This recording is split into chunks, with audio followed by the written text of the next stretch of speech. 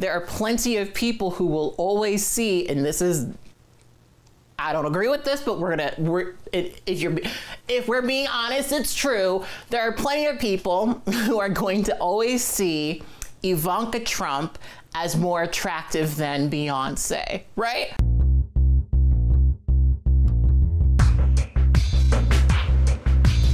Hey guys, it's Kat, and it's time for another episode of True Tea. I want to thank you guys so much for joining me for yet another episode of True Tea. We do these episodes every single month. We're not doing it weekly anymore, and video versions of the podcast are now available on my YouTube channel. Speaking of YouTube channels, I also wanted to mention that I now have a side channel called katblaque 2.0, where I'm going to be uploading some of my more experimental content. The past couple of months, I've been really working a lot to hone in on what I actually want to create on this platform, and I have that kind of sorted out, and everything else is going to go over on that other channel. So if you are interested in that, be sure to check that out. Anyway, we're going to be having a conversation in this video about something that I barely understand. So as per usual, I would highly suggest that you go to your kitchen and grab yourself something to drink. Right now, I am actually drinking, now this is going to shock some of y'all. I am actually drinking water. With a little bit of lemon. I don't know what it is about that classic combination. My mom used to drink it all the time, but I'm obsessed with it lately. And honestly, any way that I can be obsessed with water, it's probably for the best, you know? So anyway, I'm gonna take a sip of this and let's get right into this complex conversation, I guess. Oh my God, that is so refreshing. Okay. So can we talk about something? I'm back doing college presentations, and I gave this virtual speech a couple of months ago, and I had a student ask me a question that really threw me through a loop. The student asked me how I felt about pretty privilege. And if I'm being honest with you guys, I kind of stumbled over my answer because I realized that pretty privilege is not something that I've really investigated a lot or really, you know, thought much about, I guess you could say. So it was kind of a question that I didn't really have an answer for. And I've been thinking a lot about that since then. And the question that I keep coming back to is whether or not pretty privilege is a thing. And so this is what we're gonna be trying to figure out together. We're gonna be having a call-in show next Wednesday if everything goes as planned. And you know, I really wanna get to the bottom of this, but before that, I obviously wanna get into my own personal thoughts about pretty privilege. So I'm gonna assume if you're watching this video, you're probably someone who has watched my other content. And I am someone who definitely has made a lot of content about privilege, especially white privilege, which is a thing because this country has a history of white supremacy and upholding, you know, resources for white folks specifically.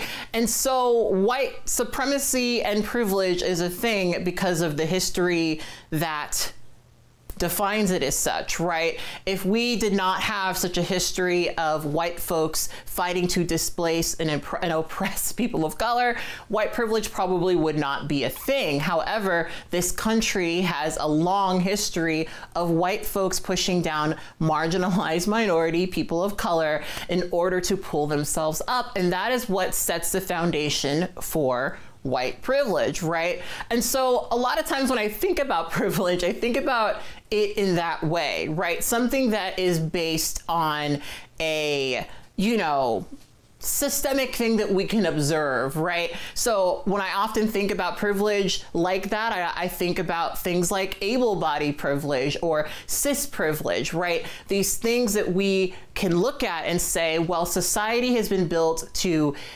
help and focus on these groups of people, right? Society has been built without the thought of people with disabilities moving through it, right? Society has been built without the thought of trans people moving throughout it, right? So these things exist and are defined as privileges for that reason. At least that's how I think about it.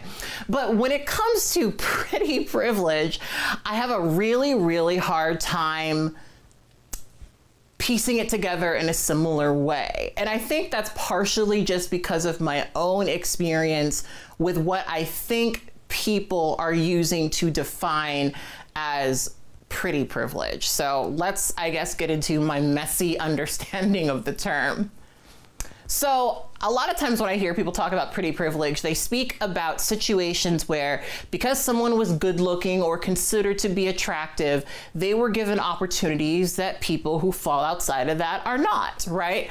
That is something that I hear a lot, at least when I sort of peer into conversations about pretty privilege. And it's something that comes up a lot in the conversation around employment, right? This idea that employers are more likely to hire you if you're attractive. And now listen, y'all, I live in Los Angeles, okay?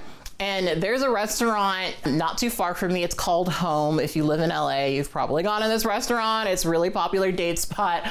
I've gone on several different dates with several different people at that place because it's just that good. And the thing about this particular restaurant, not to give them free promo or whatever, is, you know, and maybe this is just how a lot of places are in LA, but all of the waiters are good looking. Like every single waiter that I've ever seen there is just very, very, very attractive, right? Now, I've heard, though I'm not sure if this is true or not, that sometimes in Los Angeles, when you apply for a waitress job or a waiter job, whatever, wait person job, I don't know what the gender neutral version of that would be, but when you apply for this job, it's not uncommon for you to also have to send in a headshot. I don't know, I've never worked in LA other than what we're doing right now, but that's something that I've heard, right? And so I think there is something to be said about the fact that there are situations where because somebody is considered attractive, they are given certain opportunities, right? And of course, when we talk about this, we obviously can't ignore that a lot of this is going to be influenced by all the things that I mentioned before, right? Because society has been built to promote and support whiteness. Whiteness is going to be seen as more attractive, right? Because society has been built to support and promote people who are able-bodied. People who have disabilities are probably going to be excluded from what is attractive to a lot of people, right? Because of society's way of, you know, rejecting trans folks via sexism, you're gonna have people who definitely see transgender people as unattractive and thus outside of what is considered to be attractive, right? So, you know, when I think of pretty privilege and I start thinking about that aspect of it, it's hard for me not to think of pretty privilege as just a combination of other types of privilege, you know what I mean? And I feel like that's more true than arguing that it is, you know, this absolute. And again, part of why I feel that way is because I've had some experience with this, and this also is why it tends to slip away from me specifically, because I know that despite how I may feel about myself, okay, despite how cute I may think I am, right, as a Black trans woman who is not thin, there are going to be people who consider me unattractive, right? And that's kind of the standard. Most people feel that way. Most people would consider someone who is trans, Black, plus size, not attractive to them, right? We're not gonna debate that. I wrote a whole article about it on my website. You can read that. But, you know, long story short, I am outside of what a lot of people would consider to be attractive, but a lot of my life, and I've spoken about this a few times on here, has kind of been defined by me being in situations where I am using my appearance to get certain things. When I was younger and I was in situations where I really, really needed to survive, I used my appearance 100%. Now, obviously, we've spoken about how that has not been great for me and how that's messed up my relationship with men in so many different ways, and how it's made it hard for me to believe that people who are nice to me don't want something something from me. That's just what happens when you're used to being exploited in that way, you know, but it's still something that I look at when I look at the story of my life, when I look at, you know, all the various things that I've experienced, the things that I've internalized, what has been, you know, centralized as, you know, my way of thinking of the world, right? I have an awareness of the fact that people are attracted to me and that I can use that to my advantage, right? But like I said, obviously as a Black trans woman, I'm not gonna be able to do that in every situation. There are plenty of people who will always see, and this is, I don't agree with this, but if we're being honest, it's true. There are plenty of people who are going to always see Ivanka Trump as more attractive than Beyonce, right? Plenty of people, by virtue of her being a thin, blonde, white woman, right? So, you know, I guess for me, it's like, these things don't always feel so hard and fast, which is why it's so hard for me to necessarily equate them to privilege in the same way. Because obviously, what is considered pretty to people is gonna be different, right? It's not gonna be this one universal thing, but obviously in a country with a history like ours, it's pretty easy to guess what the best practices would be if you know, are looking for, you know, attractive people who are attractive to other people, right?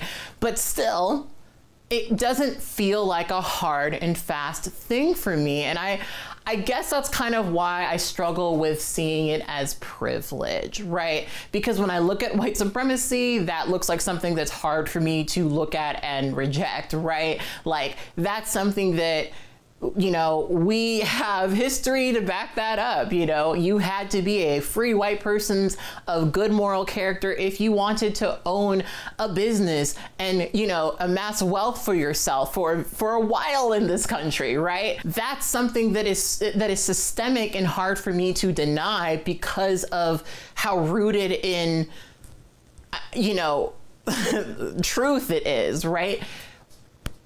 Beauty and prettiness, to me, it's not always that way. And if I can say that I've used my appearance, you know, to get ahead in certain situations, it's hard for me to necessarily see it the same way. For me, I think the conversation around desirability, I think that kind of gets closer to what I think a lot of people are saying.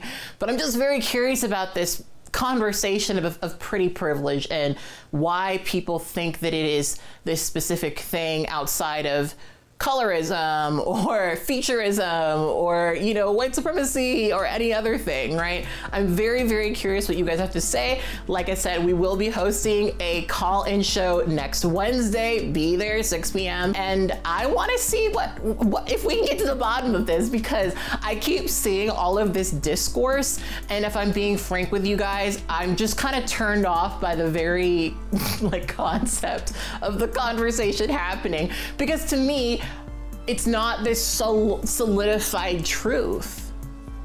Maybe I'm wrong. Maybe I'm prettier than I realize, but I doubt it. You know, I don't know. I guess it's confusing to me. Anyway, on that note, I will check you guys next month. We're gonna be back with a review, hopefully next week. So stick on this channel if you're interested. Follow the podcast if you want to see, or hear rather, the edited version of the call-in show. And I will always post the full long-ass live stream that I do to film and record the call-ins onto my Patreon. So yeah, check me out. All right, I'll see you guys. Bye.